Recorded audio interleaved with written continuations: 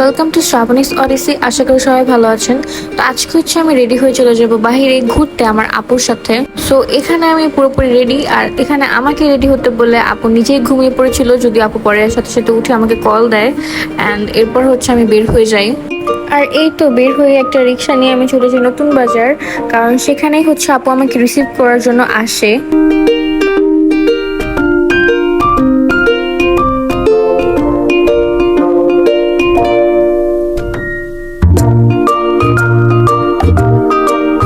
আর নতুন বাজার যাওয়ার পর আমার সেখান থেকে আরো একটা রিক্সা নিয়ে, মানে আপুর আমি একসাথে হওয়ার পর আরেকটা রিক্সা নিয়ে চলে যাই 300 ফিট।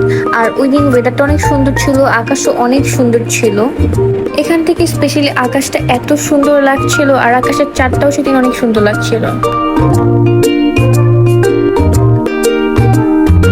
আর এরপর তো চলে গেলাম 300 ফিট। আর সেখানে যে হচ্ছে আমি এইটা আমার ফার্স্ট টাইম ছিল 300 ফিটে, এর আগে কখনোই আসিনি।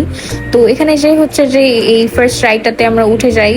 আর আর এই রাইডটাতে উঠে আমার মানে ভালোই ভয় লাগছিল। তো কিছুক্ষণ পর যদি আমি অ্যাডজাস্ট হয়ে যাই, কিন্তু যখন নিচে নামছিল তখন আমার বেশ ভয় করছিল। ওঠার সময় তেমন একটা ভয় লাগে না। আর এই তো এটার হাইটটাও ভালোই ছিল, আর আমি সচরাচর এরকম আর কি রাইডে ওঠা হয় না। আর অলসো আমার হাইট ফোবিয়াও আছে, তাই আর কি আমার একটু ভয় লাগছিল। আর এই রাইডটা শেষ হওয়ার পরে আপু আমাকে আর একটা রাইডে উঠতে বলেছিল, নৌকা রাইড, কিন্তু আমি যেহেতু রাতের বেলা ছিল তো আমার এর জন্য একটু ভয়টা একটু বেশি বেশি করছিল, তাই আর নৌকা রাইডে আমি উঠিনি। আর এটা ছিল আমার ফেস এক্সপ্রেশন, কারণ হ্যাঁ আমার ভালোই ভয় করছিল। এরপর হচ্ছে রাইড শেষে আমরা চলে যাই হাঁসের মাংস খেতে। আর আপু হচ্ছে হাঁসের মাংস খায় না, তো আপু মুরগির মাংস নিয়েছিল।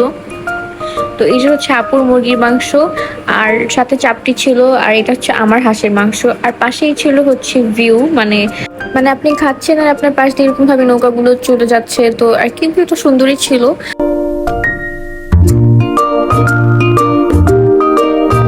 তারপর খাওয়া দাওয়া শেষে আমরা রওনা হয়ে যাই, কারণ আমরা দুজনেই মেয়ে ছিলাম আর যত বেশ রাত হয়ে গিয়েছিল, তাই এখন বাসাও পৌঁছাতে হবে।